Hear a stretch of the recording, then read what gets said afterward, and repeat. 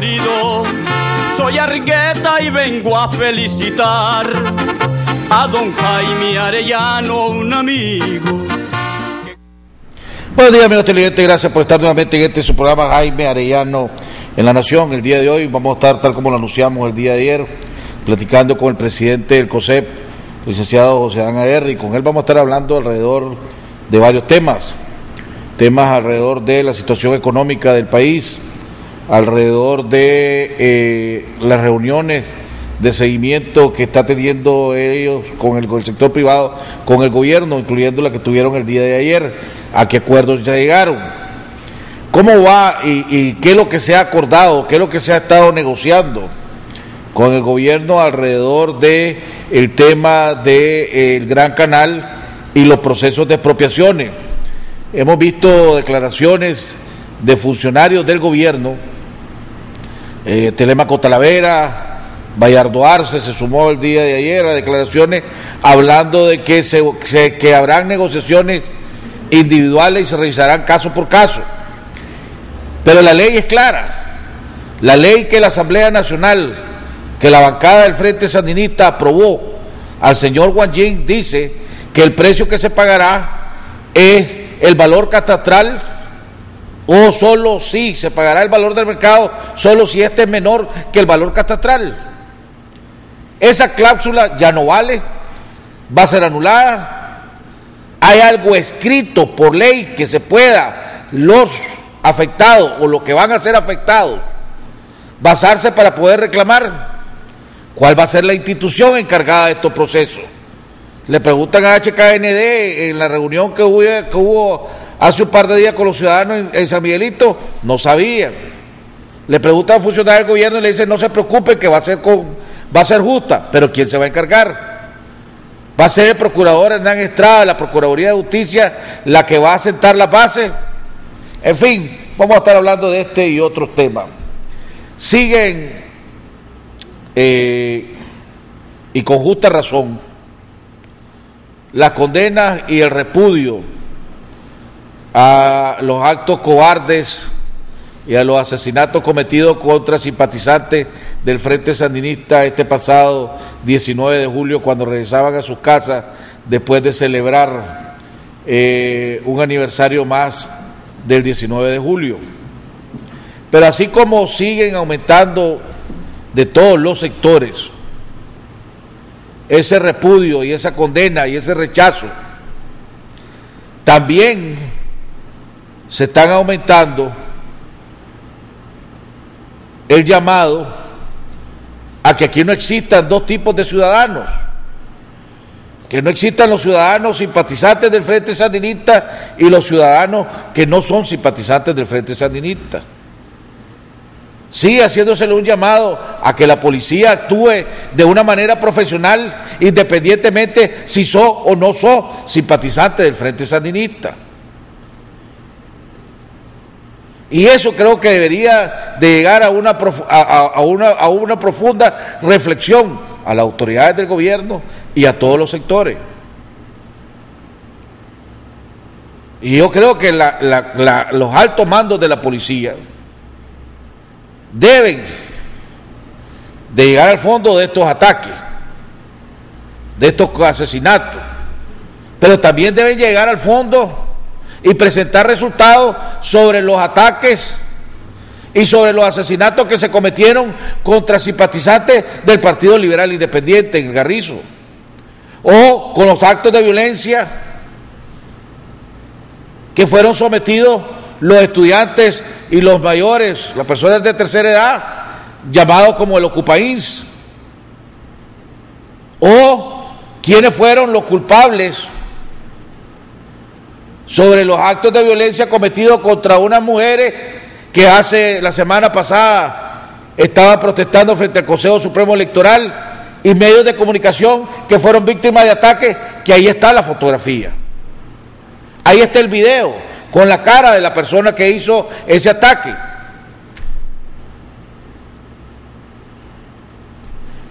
Con las características que tiene Nicaragua, la historia de violencia que tenemos los nicaragüenses,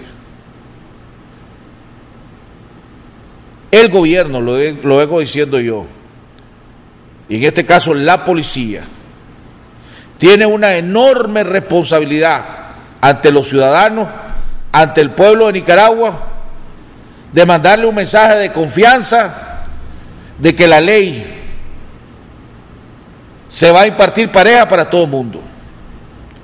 Porque en cuanto a un sector, independiente de cuál sea, sienta que la balanza no está igual para todo el mundo, ahí es donde comienzan a verse desgraciadamente señales de violencia. Lo decía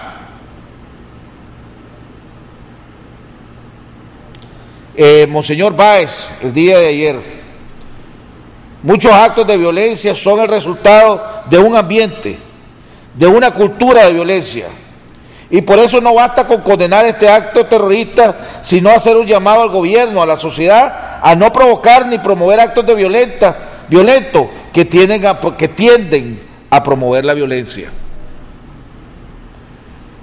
Y cuando la policía actúa eficientemente hacia un sector y se hacen los ciegos a otro sector, eso es promover la violencia, eso es incentivar la violencia. Vamos a ir a un cambio, vamos a oír el editorial del COSEP, a un cambio comercial y a nuestra entrevista con nuestro invitado, el presidente del COSEP, José Adán Aguirre. Ya volvemos.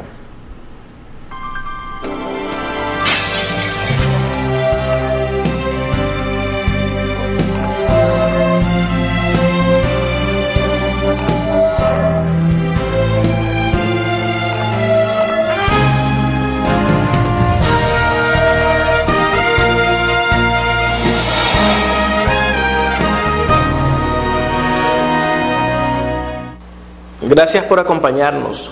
En el Consejo Superior de la Empresa Privada lamentamos, rechazamos y condenamos los actos criminales y cobardes acaecidos el pasado 19 de julio por la noche y nos solidarizamos con las familias de las víctimas. Acciones terroristas como estas no tienen justificación alguna, vengan de donde vengan, y las autoridades deben hacer todo lo necesario para garantizar que los culpables materiales e intelectuales respondan ante la justicia. Exhortamos a que todos los nicaragüenses, con nuestras acciones, sin distingo alguno, seamos promotores de una cultura de tolerancia y paz y de una cultura de diálogo. En COSEP hemos dicho que la defensa del diálogo debe ser prioritaria y hemos actuado en consecuencia por ser el más importante de los consensos alcanzados por la población nicaragüense y el más demandado por la sociedad en su conjunto. El riesgo es volver al pasado, el conflicto en lugar del diálogo. Nicaragua es la segunda economía más empobrecida de América Latina. Solo superamos a Haití en la región. A nivel de Centroamérica, el tamaño de la economía nicaragüense, de acuerdo al Producto Interno Bruto, equivale al 60% de la economía hondureña, que es la siguiente economía más pequeña, y al 21% de la economía guatemalteca, que es la más grande de la región. Es por ello que uno de los grandes esfuerzos que hemos hecho en los últimos años ha sido alrededor de la atracción de nuevas inversiones.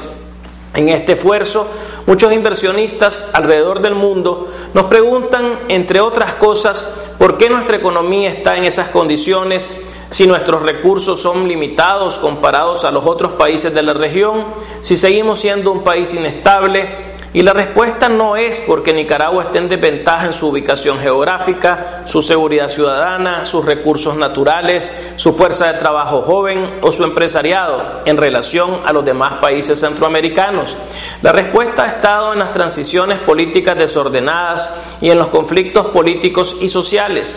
La respuesta ha estado en las crisis que han afectado al país durante décadas. La respuesta ha estado en la falta de tolerancia y en la renuncia al diálogo que ha provocado las confrontaciones políticas que han resultado en la pérdida de la vida de miles de hermanos nicaragüenses y nuestro retroceso económico y social. Los múltiples conflictos, la intolerancia, el no apostar al diálogo le han costado a nuestro país la destrucción de buena parte de nuestro capital productivo y social y nos han situado entre los países más empobrecidos de América Latina. En 1977, la economía nicaragüense en la región centroamericana era la tercera economía en la región. Sin embargo, entre 1977 y el 2013, mientras todas las economías centroamericanas en dólares corrientes aumentaron su Producto Interno Bruto prácticamente 10 veces, Nicaragua en ese mismo periodo lo aumentó 5 veces. El conflicto, como método de resolución de problemas, lo volvemos a decir, genera pobreza, exclusión social y destrucción de la riqueza. Todavía hoy, 24 años después que alcanzamos la paz, en algunas partes del mundo somos percibidos como un país violento y esto nos limita oportunidades. La lección fundamental es escoger el diálogo como la forma para alcanzar consensos. El diálogo intersectorial genera una sociedad más estable y pacífica y establece un marco conducente a la creación de riqueza. Es por ello que en COSEP hemos apostado al diálogo. Seguiremos avanzando en esa ruta. El diálogo entre el sector privado y el sector público debe sostenerse y ampliarse. También creemos que se debe complementar con un mayor diálogo político. La cohesión social es fundamental para la generación de valor y empleo. La reconciliación y la búsqueda de consensos son el único camino hacia el progreso. Nunca más debemos volver a ver la confrontación, la violencia y la guerra en nuestro suelo patrio. Actos como el del pasado sábado son injustificables y como sociedad debemos juntar esfuerzos para que situaciones como esta no se promuevan ni se repitan. Como lo expresamos el fin de semana, absolutamente nada justifica la violencia y la cobardía de matar inocentes por pensar diferente. Sí a la tolerancia y a la paz. Este ha sido el editorial de la semana. Fortaleciendo el empresariado, hacemos grande a Nicaragua.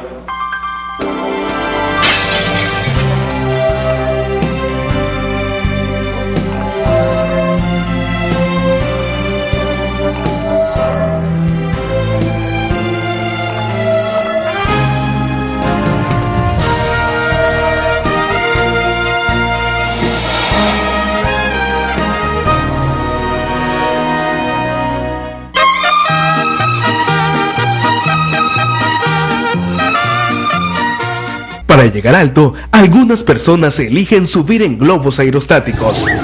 Otras prefieren los aviones. Pero quienes de verdad quieren llegar alto, buscan los cohetes espaciales. Y suben mucho más. Despega tú también con la cuenta de ahorro Suprema BDF y recibe hasta un 3% de interés anual por tus ahorros. Abrí hoy mismo tu cuenta de ahorro Suprema y llega tan alto como vos querrás. BDF, simplifícate.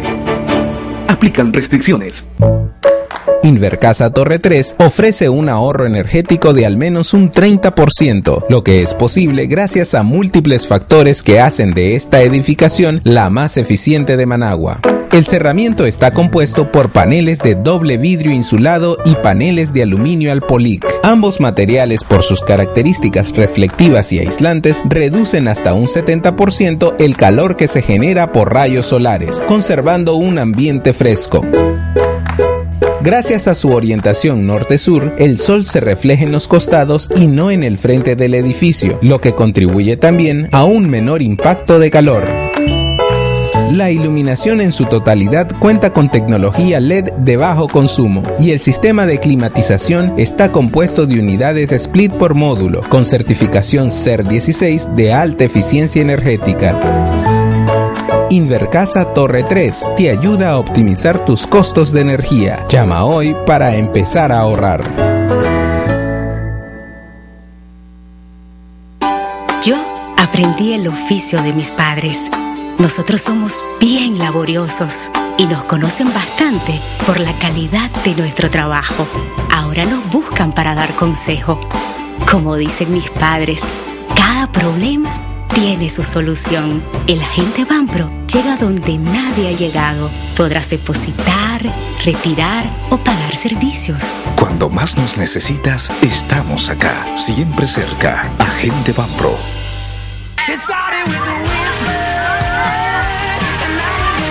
Pasate a Movistar, que los campeones están en nuestra cancha. Encontrá las mejores promociones y superbonos en el asterisco 123 numeral.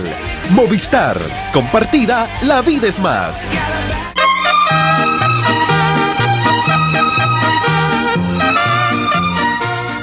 Bueno, amigos, estamos de regreso en la segunda parte de nuestro programa. Antes de entrar con nuestro invitado de honor, quiero dar mi más sentido pésame a Aníbal Guerrero y a su familia. El día de ayer en la ciudad de Guatemala murió una lideresa liberal de Occidente, doña Irma Guerrero. El día de mañana, jueves, estará llegando su cuerpo a Chinandega, donde va a ser velada en funeraria La Piadosa, y el día viernes será su entierro en la ciudad de León. Ella fue muy conocida y muy querida en Occidente, en Chinandega, liberal de cepa, así que nuestro más sentido pésame y nuestra a la familia Aníbal Guerrero y a su familia.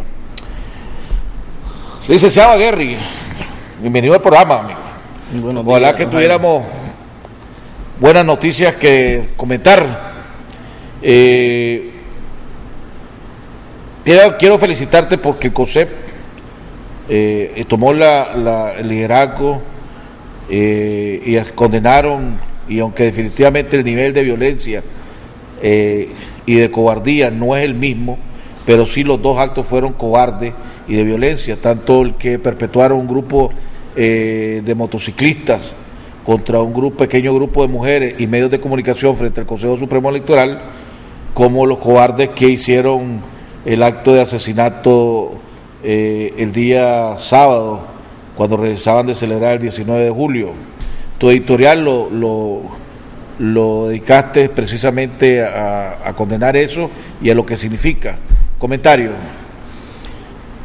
Lo que ya hemos expresado, Jaime, para nosotros absolutamente nada justifica la violencia y la cobardía de matar inocentes por pensar diferente, vengan de donde vengan, y esto es un tema. La semana pasada fue una semana lamentable en ese sentido. Vimos cómo han muerto más de 100 niños en el conflicto entre Israel y Palestina. Vimos la situación que sucedió con el misil que destruyó e impactó un avión en el aire, y la cantidad de inocentes que murieron. Vimos lo que sucedió en Nicaragua. Obviamente nada de estos eventos son eventos que deberían de pasar en el mundo, y aquí es donde hemos insistido, y ese ha sido el rol de COSEP, después de haber vivido una guerra en los 80, el trabajar en la tolerancia y en la paz, y ese ha sido el mensaje. Lo hemos hecho trabajando, lo hemos hecho dialogando, lo hemos hecho con resultados, y lamentamos, condenamos, rechazamos, nos solidarizamos con la familia, y esperamos que este tipo de páginas no se vuelvan a escribir en nuestro suelo patrio. José, si hay un sector que tiene la facilidad, pongámosle, de platicar con el gobierno y poderle decir las inquietudes, son ustedes del sector privado. Con las características que tenemos y la historia que tenemos en Nicaragua, desgraciadamente, de violencia y derramamiento de sangre, decía yo que aquí no puede sentirse que en Nicaragua hay dos clases de ciudadanos: los ciudadanos que simpatizan con el Frente Sandinista y los ciudadanos que no simpatizan con el Frente Sandinista.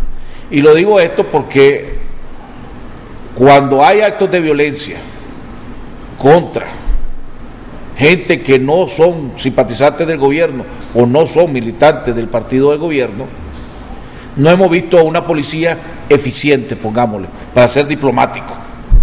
Te puedo mencionar desde las quejas que hubieron en Nueva Guinea, los asesinatos del Carrizo, el Ocupaís, lo que le llaman el Ocupaís, y la última semana que ustedes mismos sacaron un comunicado condenando esos actos de violencia. Ustedes han tocado ese tema con el gobierno, han tocado ese tema con la policía.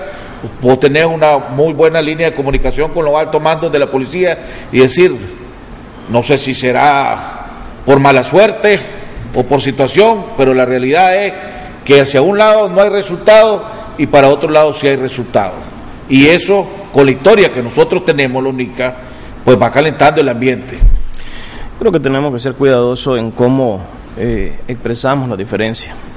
Hay que, y lo dice el editorial de la prensa de hoy, venga de arriba, venga de abajo, no hay que promover por eso yo no estoy ese diciendo tipo que de acciones. Y en ese sentido, todos pertenecemos, y lo decíamos en el editorial de esta semana, a la Nicaragua que entre el 77 y el 2013 ha crecido únicamente 5 veces en relación a los otros países centroamericanos que han crecido 10 veces.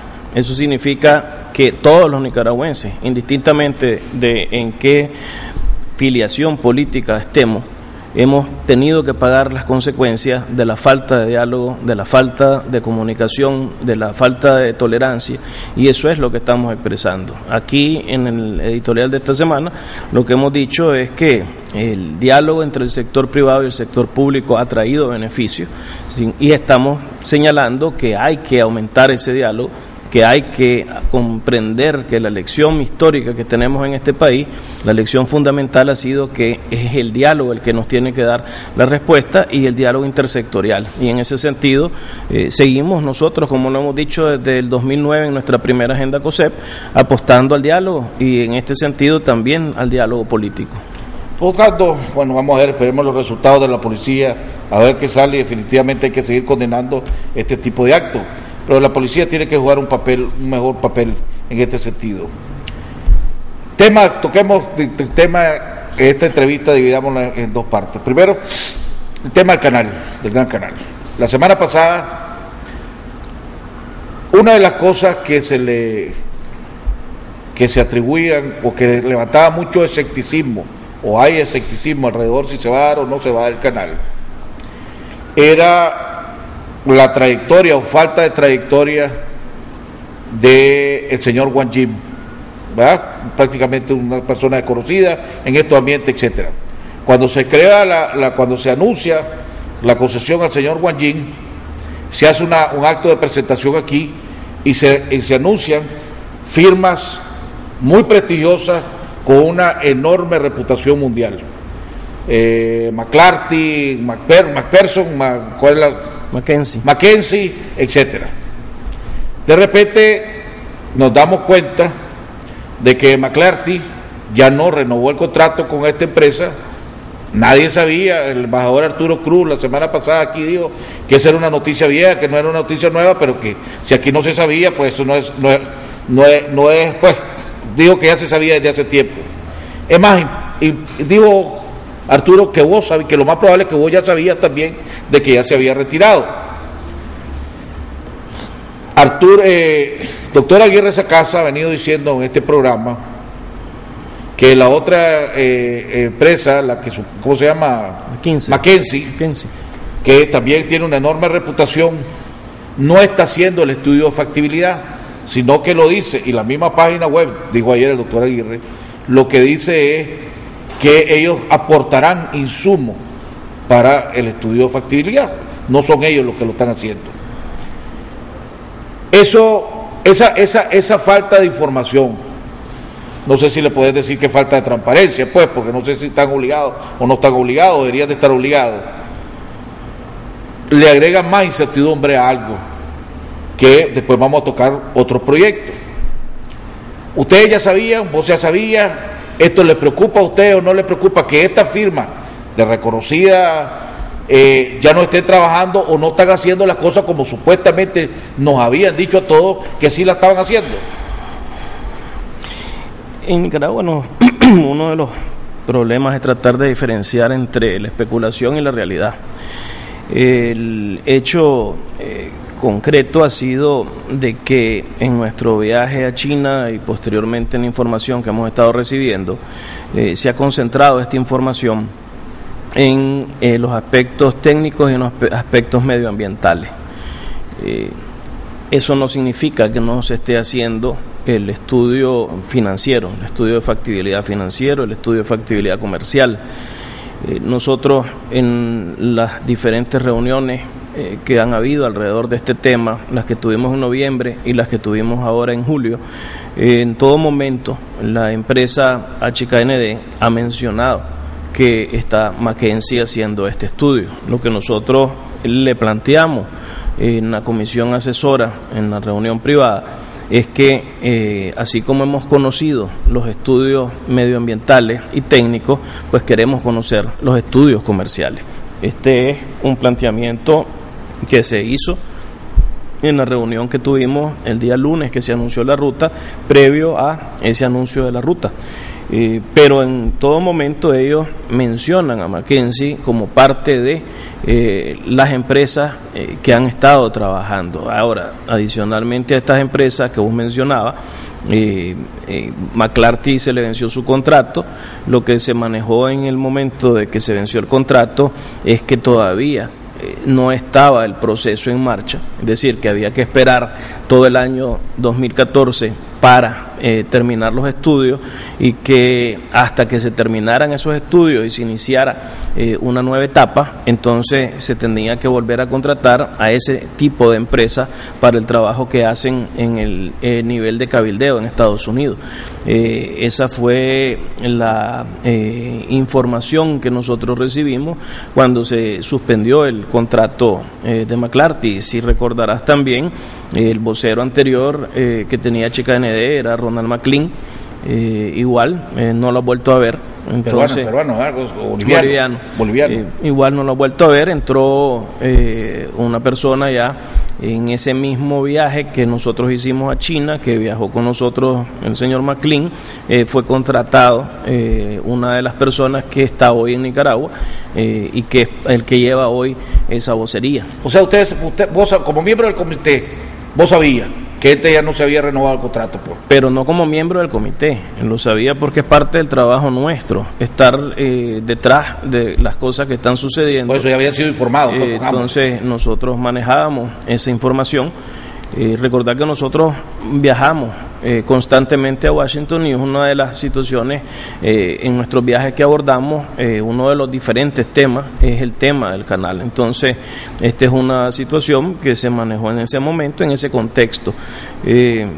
Vamos a seguir insistiendo, y lo dijimos, que lo que había sucedido a partir del anuncio de la ruta es lo que tiene que suceder en relación a la información que tiene que ser dada a conocer al país. Si nosotros queremos que este sea un proyecto de nación, si va a haber canal, nosotros lo que estamos diciendo es, debe de ser un proyecto de nación, y para que sea un proyecto de nación, pues tenemos que manejar toda la información. Hasta el momento tenemos la información, repito, técnica y medioambiental. No tenemos la información que se ha dado alrededor del tema financiero, más lo que se ha manejado en algunas láminas donde se reflejó el número de contenedores, lo que esto iba, o el número de tránsito de barcos que iba a haber, y que se manejó que esto iba a representar un porcentaje del comercio mundial. Esto es lo único que hay hasta el día de hoy. Pero el estudio ambiental no ha sido a conocer, puede decir que ustedes ya lo tienen, pero no se ha dado a conocer. Lo que existe hasta hoy. Es decir, de nuevo, el trabajo que se ha hecho sobre, o el que se hizo y que lo explicó pero muy bien Alberto Vega, sobre las 6 rutas, hay ahora una profundización, sabiendo cuál es la ruta. Eso es lo que se nos ha explicado muy claramente, qué es lo que viene ahora, qué es lo que el estudio de aquí a finales de año tiene que arrojar para asegurar que el impacto ambiental y social sea el menor, de nuevo, si hay canal. El señor Wang Jing y HKND siguen insistiendo, y ayer creo que leí declaraciones en un periódico, un medio escrito, que acaba de dar declaraciones, creo que en Londres o un medio de Londres, diciendo que el canal va y que comienza en diciembre la construcción.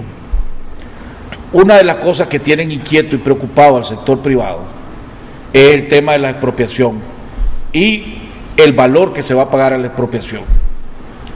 El Nuevo Diario, que podemos decir es no es un periódico, pongámosle, con objetivos políticos, vamos a ponerle de esa manera, se ha caracterizado de ser más o menos neutral. Dio a conocer de la reunión que hubo hace poco de este comité que anda dando a conocer la ruta en San Miguelito, y que de ahí salió más inquietudes todavía, porque cuando se le preguntaban cómo iba a ser el proceso de expropiación y cuál iba a ser el precio que se le iba a pagar, nadie pudo contestar. los chinos, los representantes de esta empresa decían que ellos que no sabían nada, y el señor Telemaco Talavera decía que se iba a pagar un precio justo, que no se preocupara. Pero la ley es bien clara, la ley que se aprobó dice: se pagará el precio, el valor catastral, y o solo se pagará valor de mercado cuando es menor que el catastral. Eso es lo que la ley dice. Si se va a iniciar los procesos de construcción en diciembre, me imagino que van a empezar las expropiaciones en algún momento dado, ahora que ya está la ruta. ¿Cuál es la institución que se va a encargar de las expropiaciones? ¿Cuál va a ser el mecanismo? Ustedes han luchado para los precios, metieron un recurso de amparo, un recurso anticonstitucional, o no sé cómo se llama, fue rechazado. ¿Qué es lo que ustedes están negociando o hablando o platicando con el gobierno y que el gobierno le ha contestado? Yo creo que estos temas, pues hoy que estamos en después del anuncio y que se habla de estos subproyectos, de repente salen todas estas voces que se suman a algo que nosotros dijimos hace 1 año y 2 meses.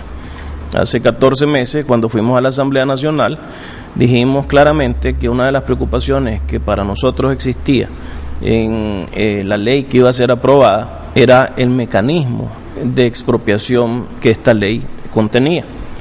Y lo dijimos entendiendo de que lo que había sucedido en la discusión alrededor de los propietarios de la tierra donde debería de construirse Tumarín. Este es un proceso largo. Este proceso de Tumarín inició en el año prácticamente 2007, 2008, no recuerdo exactamente, pero ha tomado años para poder resolver el tema de la tierra. Ante esa experiencia es que se propuso un mecanismo que nosotros dijimos claramente en aquel momento que no era constitucional, y por eso fue que en nuestro planteamiento ante la Comisión de Infraestructura de la Asamblea Nacional, en nuestros planteamientos públicos, en nuestro accionar alrededor del recurso parcial por inconstitucionalidad que introdujimos alrededor del tema de las expropiaciones, en nuestro trabajo que hicimos cuando nos reunimos con McClarty, todavía siendo McClarty contratada, en nuestro viaje a China, en la reunión privada que tuvimos con el señor Wang Jin, 3 personas del sector privado que estuvimos en esta reunión, y el señor Wang Jin, dejamos expresada claramente la preocupación que teníamos sobre el tema de la expropiación. En este sentido, hemos señalado de que es una violación al artículo 44 de la Constitución. En este momento, obviamente, eso fue aprobado, la Corte Suprema lo rechazó. Lo que nos ha tocado venir haciendo es insistiendo en este esquema, que hay que dividirlo en 2, porque de nuevo hay que estudiar qué es lo que se firmó. En el caso del Pacífico, que es donde está el mayor problema, parte de que es el catastro, el valor que se va a utilizar. En el caso del Atlántico hay que entender que no hay catastro. Entonces, el catastro, al no existir, tiene otro mecanismo para el Caribe. Y esto es una situación diferente para lo que está en aquellas tierras donde no hay catastro.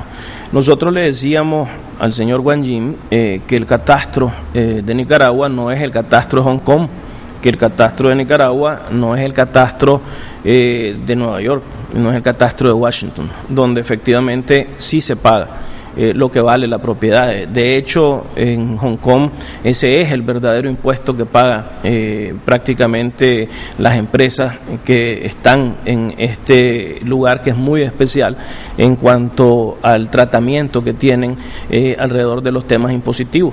Entonces, en esta lógica, lo que hemos venido es discutiendo, haciendo ver el costo político que significaría hacia un esquema que ha sido de atracción de inversión, como hemos venido llegando ya en 3 años consecutivos a más de $1.000 millones de atracción de inversión, y lo hemos manejado en 2 contextos. Y ayer en la reunión de la Comisión de Seguimiento dejamos claro nuestra preocupación y fue respondida también en este caso por don Bayardo Arce y por don Poloqui, porque nosotros dijimos hay que dejar claro de que Nicaragua no es un cheque en blanco. Nicaragua no es un cheque en blanco para esta concesión. Esto significa ya hay un trazado de ruta. No puede venir mañana esta empresa a decir que hay una finca que hace café en Jinotega y que con este café yo le quiero dar café a los trabajadores del canal y entonces voy a ir a expropiar. Pero la ley le permite eso, la concesión le permite eso. No es un cheque en blanco y eso es lo que queremos dejar claro, y eso es algo que ayer se reflejó. Correcto, pero ustedes, la gente está bien clara cuál es la posición del sector privado. La pregunta es, ¿el gobierno va a hacer algo para el respecto? ¿No ayer mismo lo decía en la presentación que hicimos posterior a la comisión, en sus declaraciones, Bayardo Arce se manejó de esa manera también en la reunión con Poloqui. Hay un planteamiento público además que se ha hecho, y esto es importante porque lo que tenemos que entender es que indistintamente de que la ley está ahí y que la ley dice eso, ha habido reiteradas expresiones, pronunciamientos y compromisos públicos de los miembros de la Comisión de Gobierno y de funcionarios de gobierno alrededor de que se va a revisar caso por caso como nosotros lo expresamos.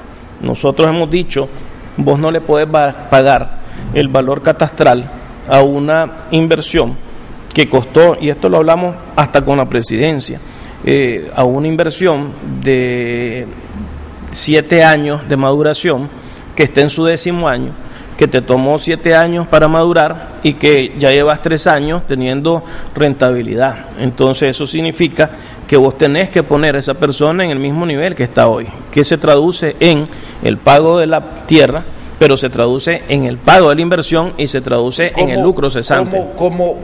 Porque yo estoy claro de Bayardo Arce.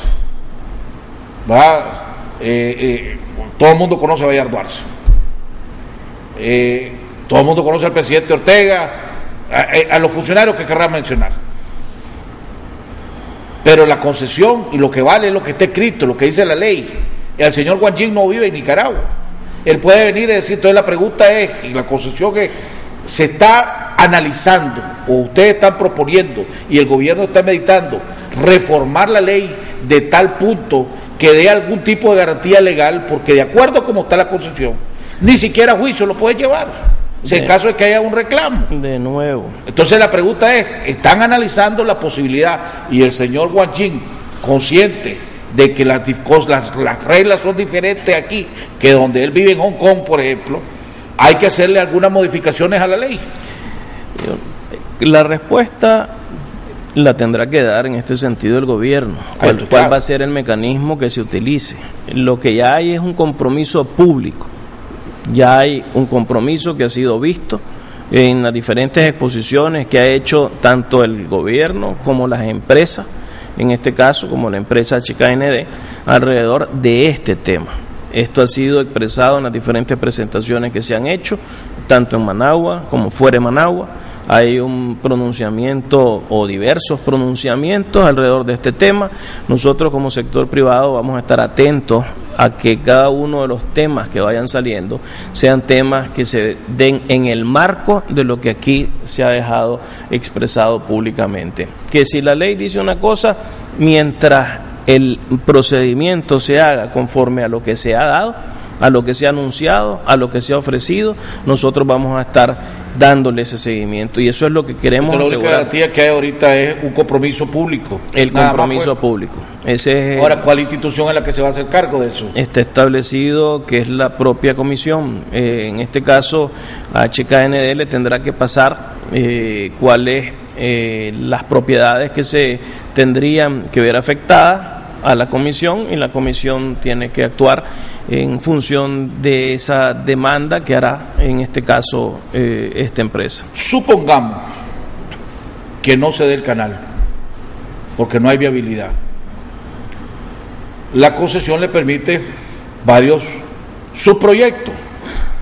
proyectos turísticos, proyectos, lo que algunos me han dicho personalmente, y aquí hay una competencia desleal, porque ¿qué tiene que ver un proyecto turístico con el desarrollo de un canal? ¿Qué tiene que ver otro proyecto que se está hablando con el desarrollo de un canal? Y ese proyecto turístico se va a poder desarrollar pagando la tierra a Guatemojado, ¿verdad? Según la ley, ¿verdad? Una cuarta de acuerdo. Pero además, los requisitos de la ley que todos los inversionistas han pasado en este país, no lo tienen que cumplir. Te voy a dar un ejemplo. Decía uno, yo tuve que presentar un estudio de impacto ambiental, que tuve que gastar un montón de dinero para hacerlo. Se lo llevaba Marena me mandó a hacerle otro cambio, me volé por lo menos un año, decía, en el estudio ambiental. La ley dice que este señor Wang Jing puede presentar un estudio ambiental de X proyecto y que si el gobierno o la institución no le contesta en 14 días, automáticamente se da como por un hecho aceptado. Eso es lo que dice la ley. No dice eso. Lo que dice es que se tiene que pasar a la comisión y esta comisión es la que tendrá que aprobar o no aprobar. La ley dice, o sea, y eso porque me lo enseñaron, de cualquier institución del gobierno que reciba una solicitud del concesionario, eso es para y que en 14 días no hay una respuesta, eso es para el proceso. Esos son procesos. Estamos hablando del mismo estudio ambiental, de cualquier subproyecto. Te explico. En el caso de, por eso se están haciendo los estudios ambientales. Los estudios ambientales, otros subproyectos. Ese estudio ambiental es el que tendrá que trasladarse a la comisión. La comisión tendrá que aprobar cada uno de los subproyectos. No hay un subproyecto que no se tenga que aprobar por la comisión. Por eso es que nosotros decíamos que en esta comisión tenía que participar el sector privado, las organizaciones académicas, las organizaciones medioambientales, con voz y con voto. Al final estamos nada más con voz, sin voto, pero es ahí donde se va a dar en realidad la decisión sobre cada subproyecto y se va a tener que cumplir con esa parte del proceso. Una vez que ya esté dada esa aprobación, ya existe entonces un mecanismo que tendrá que asegurar que efectivamente esas diferentes labores o trabajos que tendrá que hacer esta empresa, sí va a tener una facilitación que no tenemos los que estamos hoy en Nicaragua desarrollando inversiones y que es parte de lo que nosotros no estamos dejando de hacer, y por eso lo hemos dicho.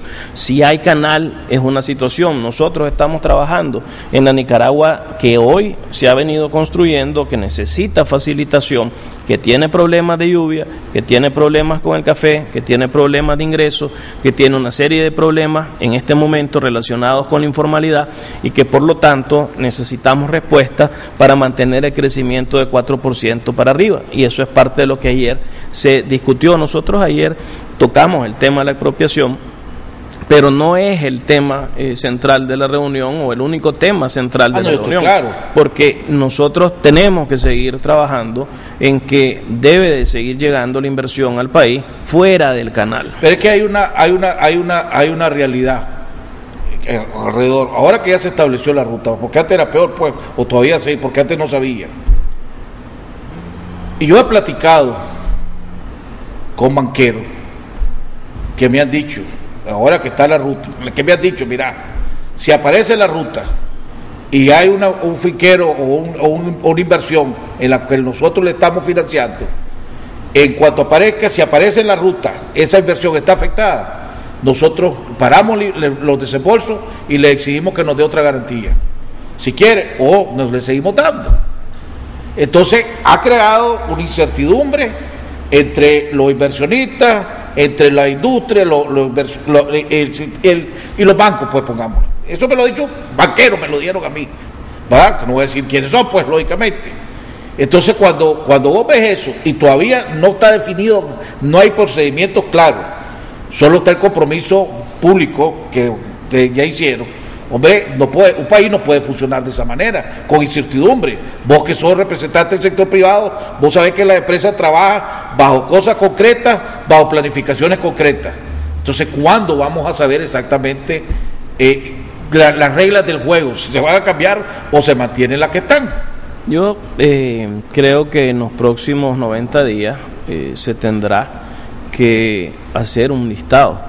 Si ya se tienen, y por eso es que hemos dicho, nos hace falta que se traslade abiertamente cuál es el proceso financiero, el resultado de ese estudio y además el proceso financiero que esto está siguiendo, porque se ha anunciado claramente, reiteradamente, que el canal empiece en diciembre, pero a nosotros ni privadamente ni públicamente nos han dicho que si ya están los recursos o no. Entonces, si vos vas a entrar a un proceso, y eso lo hablábamos ayer en la reunión, si vas a entrar a un proceso que efectivamente en los próximos 90 días va a determinar esta es la ruta, estas son las propiedades en la ruta, se van a iniciar los mecanismos de expropiación y al final no hay recurso financiero, entonces esa es una situación que ayer dejamos claramente establecida. Para terminar, y toquemos otro punto. La comisión es la que va a aprobar los subproyectos. Si llegamos a octubre o noviembre, diciembre, y todavía dicen, hombre, todavía no están terminados los estudios de factibilidad del canal, pero vamos a comenzar con el proyecto turístico, pues. Y entonces vamos a los procesos de expropiaciones de la tierra alrededor de ese proyecto turístico de 1.400 habitaciones y todo lo demás. Ese proyecto tiene que ser aprobado por ustedes, porque lo que quiero llegar es cómo ustedes se están garantizando de que no haya una competencia desleal. Porque si yo vengo soy privado, del sector privado, toda mi vida he sido del sector privado, si yo tengo una concesión como la que tiene el señor Wang Jing, no es muy difícil conseguir inversionistas para un proyecto como el desarrollo turístico.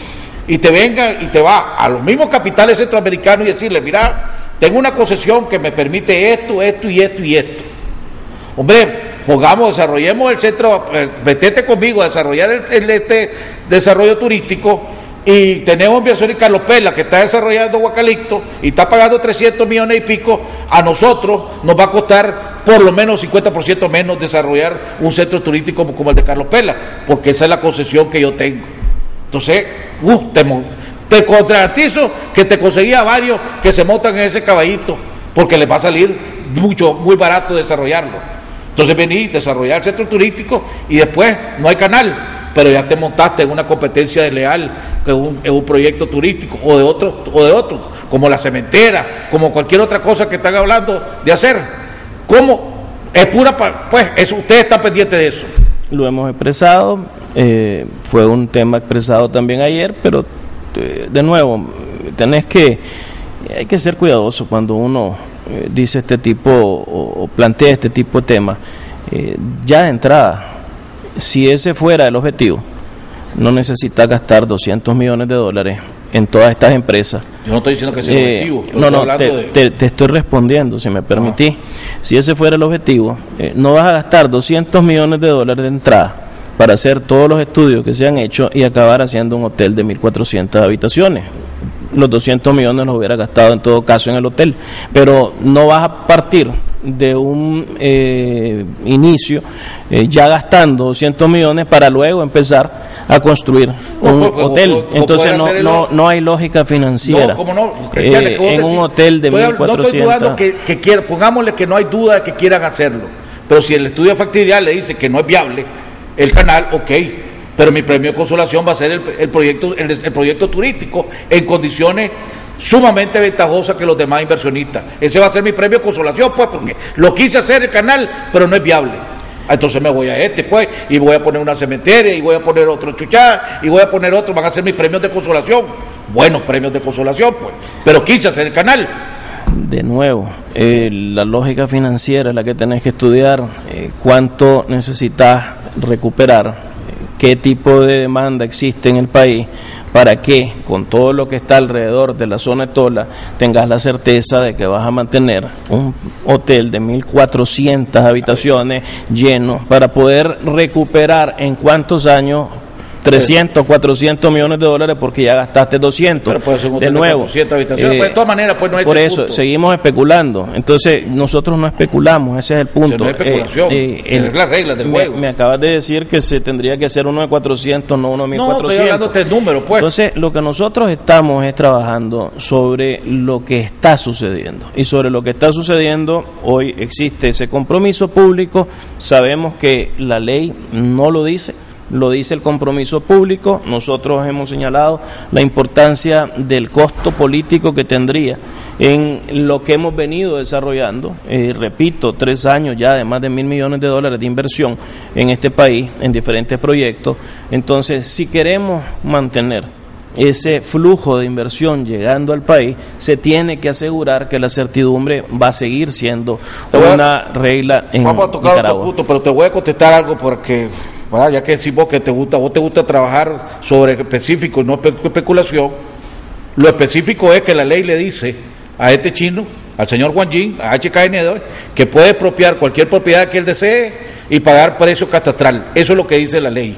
Y lo demás, que un compromiso público, eso es especulación. O andate a cualquier juzgado y decirle, aquí tengo un compromiso público, y el papel de la ley, ¿cuál le va a ser el juzgado caso? Al papel de la ley, todo lo demás es especulación. No existe ni siquiera, como bien lo dijiste, la oportunidad de ir a un juzgado. Exactamente.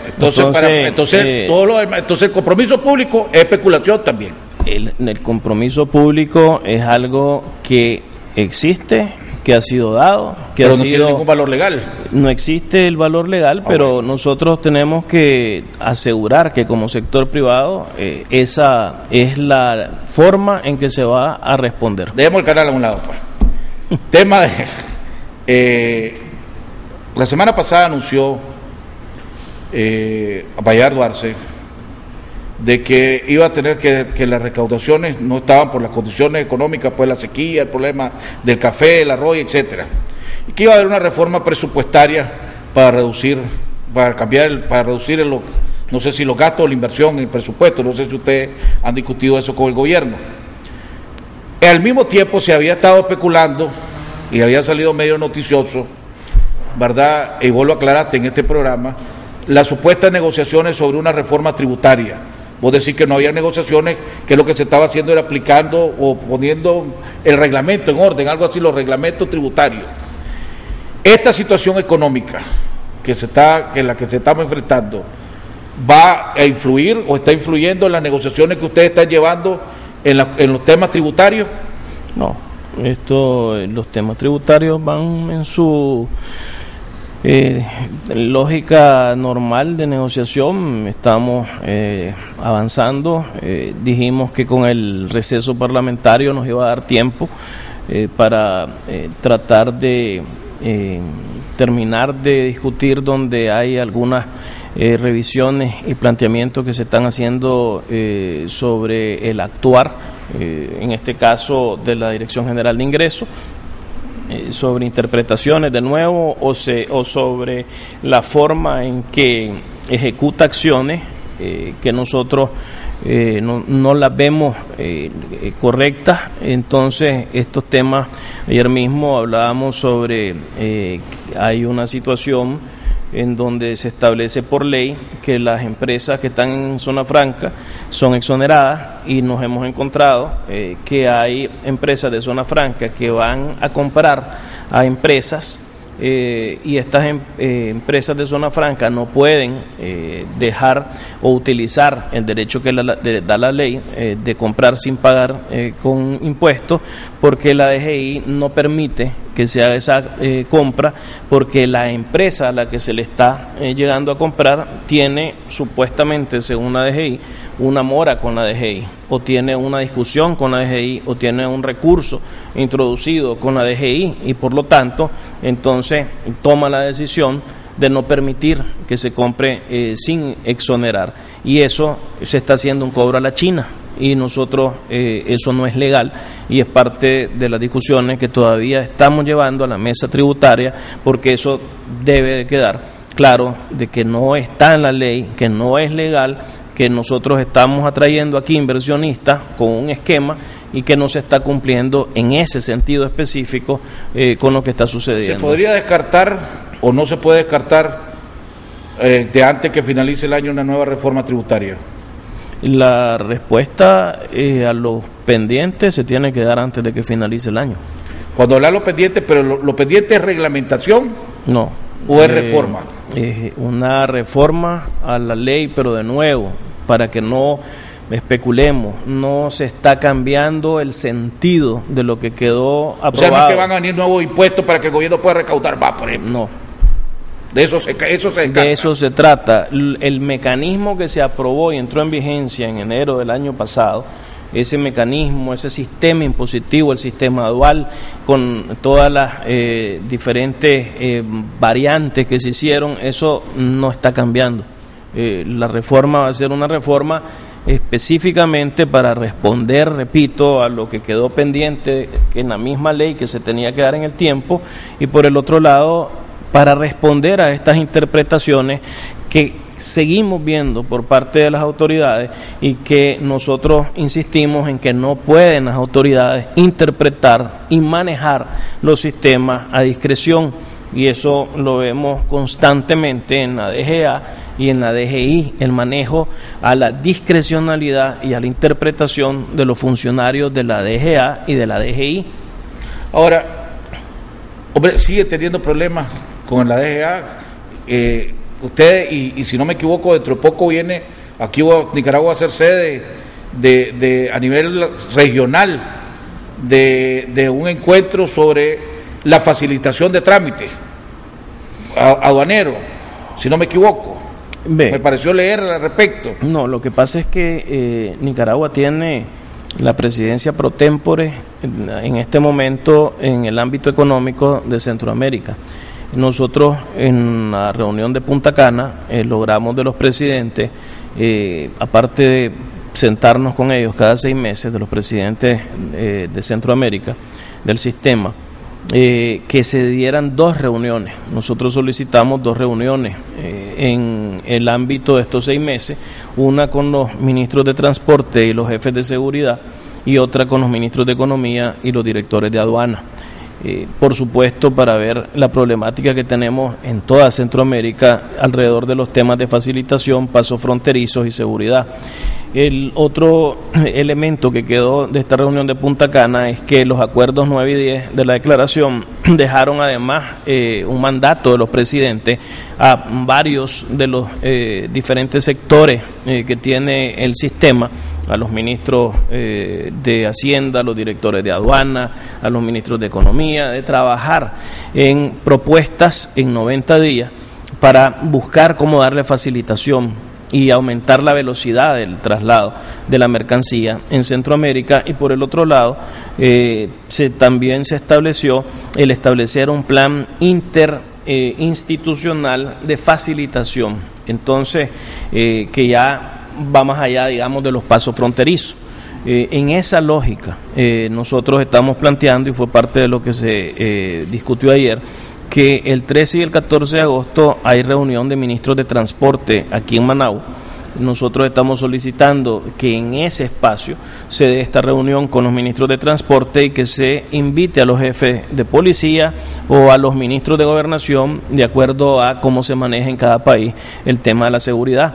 Y luego estamos entre el 23 de agosto o el 28 y 29 de agosto para la reunión con los ministros de Economía y los directores de aduana.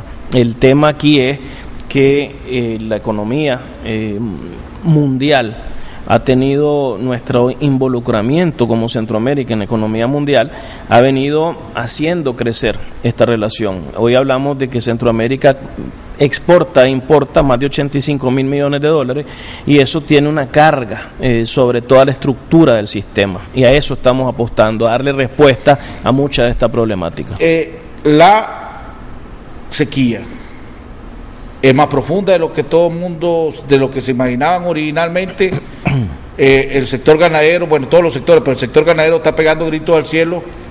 Yo me acuerdo que hace como un mes, algo así, comenté en el programa alrededor de la necesidad de que del sector ganadero estaba pidiendo que se le dieran un trato especial para poder establecer riego y compra de energía directa, como grande, pues como pueden comprar la zona franca.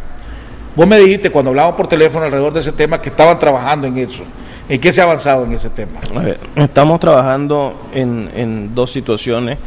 Una es en el hoy, el problema que tenemos hoy con el sector ganadero de manera muy particular, que es el sector que está en el corredor seco y que tiene una afectación directa, que le hemos visto en reportajes televisivos, le hemos visto en reportajes en los medios periodísticos, en donde se ha venido haciendo un esfuerzo por parte de las diferentes asociaciones ganaderas del país, con el esquema que hemos solicitado a través del COSEP con el gabinete de producción, para que hoy busquemos cómo llevar alimento a esa zona, a ese corredor seco, a esos municipios del país que están teniendo la mayor cantidad de muertes de cabezas de ganado.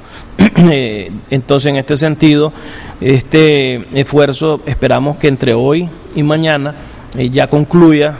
Se ha levantado un listado de cuáles son los productores que están afectados.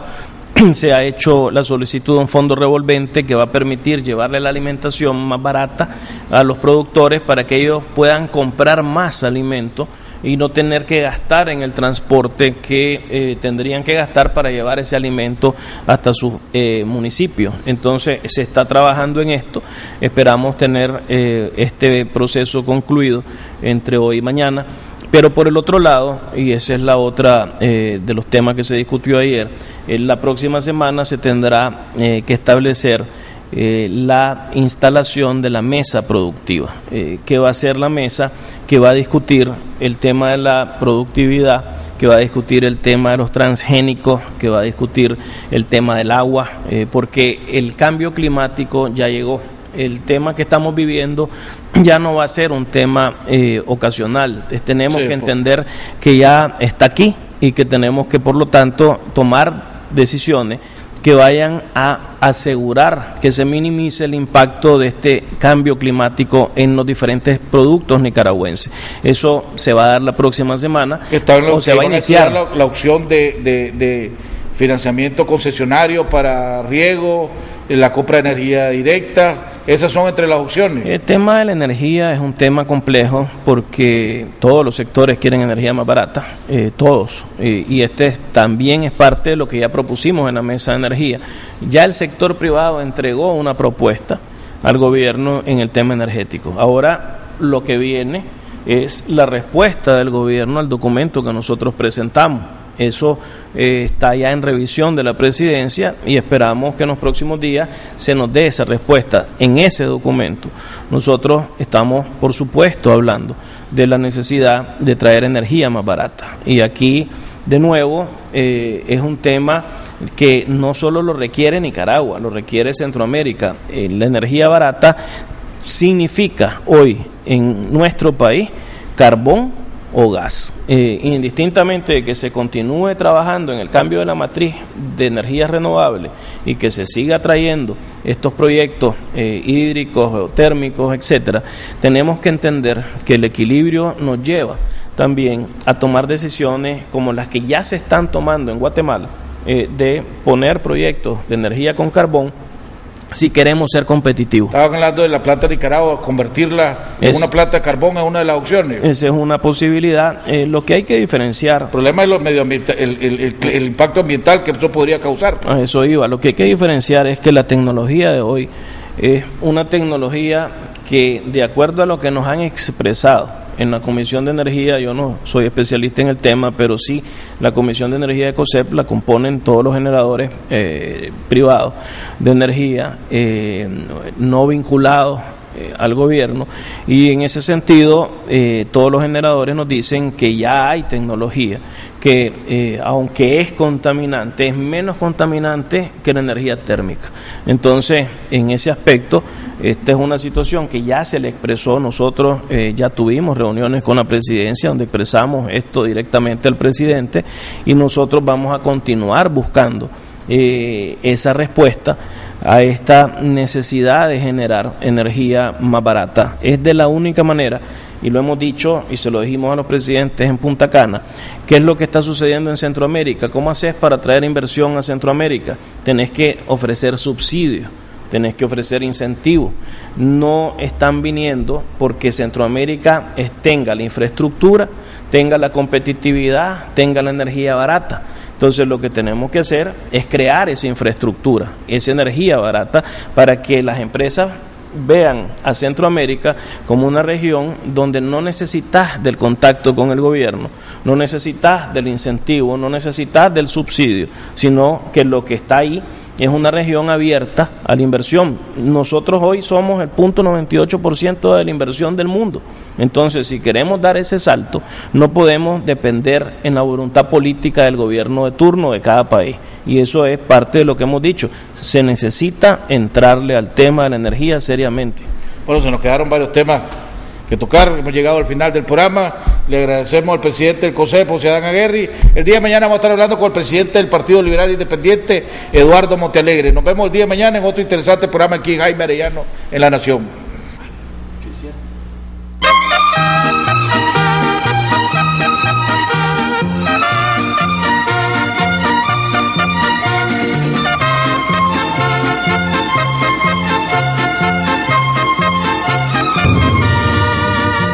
Muy lejos yo vengo a cantar, soy del campo y del pueblo querido, soy Argueta y vengo a felicitar a don Jaime Arellano, un amigo